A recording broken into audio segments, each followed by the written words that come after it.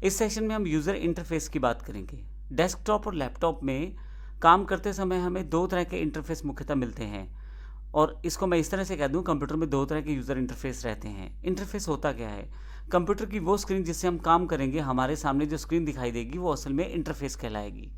तो हमारे सामने मुख्यतः दो तरह के इंटरफेसेस अवेलेबल रहते हैं। पहला है CUI, करैक्टर यूज़र इंटरफेस। ऐसा इंटरफेस, ऐसी स्क्रीन जिसमें हम कमांड्स देकर अपना कार्य कंप्यूटर से करवाते हैं। अपनी इंस्ट्रक्शन जो है हम टाइप करके कंप्यूटर को देते हैं। यहाँ यदि आप पहला पिक्चर देखें तो एक कमांड प्रॉम्प्ट का पिक्चर है विंडोज़ में। यह विंडोज़ में एक करैक्टर यूज़र इंटरफेस माना जाता है, डोस। MS DOS, मैं यहाँ पे MS DOS की बात कर रहा हूँ। MS DOS एक करैक्टर यूज़र इंटरफेस है, यानी कि CUI है। इसमें मैं कमांड्स दे के कोई भी काम कंप्यूटर से ले सकता हूँ।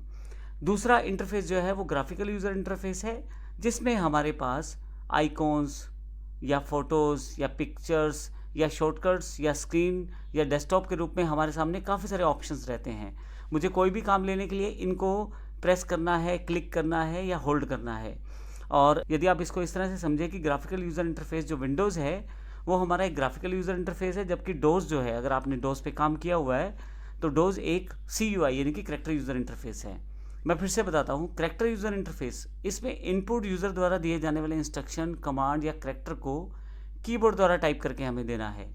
डोज या CUI एग्जाम्पल्स हैं जो कमांड्स और इंस्ट्रक्शंस को हम लोग टाइप करके कंप्यूटर को देते हैं। दूसरा इंटरफेस जो GUI है, ग्राफिकल यूज़र इंटरफेस है, इसमें यूज़र को कंप्यूटर डिवाइसेस से, जैसे विजुअल इंडिकेटर, ग्राफिक आइकॉन को शो करने का काम किया जाता है। अर्थात एक तरह से मैं ये कह दूँ, स्क्रीन पे आपके पास आइकॉन्स अवेलेबल रहेंगे, स्क्रीन पे स्टार्ट बार अवेलेबल रहेगी। स्टार्ट बार की जगह कोई और बार भी हो सकती है, ये एग्जांपल दे रहा हूँ मैं विंडोज़ का। इसके अलावा डेस्कटॉप स्क्रीन अवेलेबल रहेगी, डेट टाइम आपके सामने इंडिकेटेड है, यानी कि आप माउस से वो सब चीज़ें देख के क्लिक कर सकते हैं। आइए इसको प्रैक्टिकल रूप में मैं आपको दिखा देता हूँ। यदि आप विंडोज़ 10 का प्रयोग कर रहे हैं तो यहाँ पे स्टार्ट बार पे आ जाएं और यहाँ पे आप कमांड टाइप करें तो आपके पास कमांड प्रॉम्प्ट आ जाएगा। अगर मैं इसे क्लिक कर दूं तो मेरे सामने जो इंटरफेस खुलेगा एग्जैक्टली ये CUI इंटरफेस है, करैक्टर यूज़र इंटरफेस। ये मैं फुल स्क्रीन कर लेता हूँ इसे। यहाँ पे एक्चुअली कमांड देकर मुझे कोई भी काम लेना है कंप्यूटर से, तो ये कमांड्स मैं कीबोर्ड के जरिए इसे दे सकता हूँ। जैसे एग्जाम्पल मैं यहाँ CD डॉट डॉट करता हूँ तो एक स्टेप बैक डायरेक्टरी आ जाएगी। तो इस तरह से मैं अगर CD ISST करता हूँ, असल में डायरेक्टरी का मतलब यहाँ फोल्डर से है, तो ये करता हूँ तो फिर से मैं एक अलग फोल्डर में आ जाता हूँ।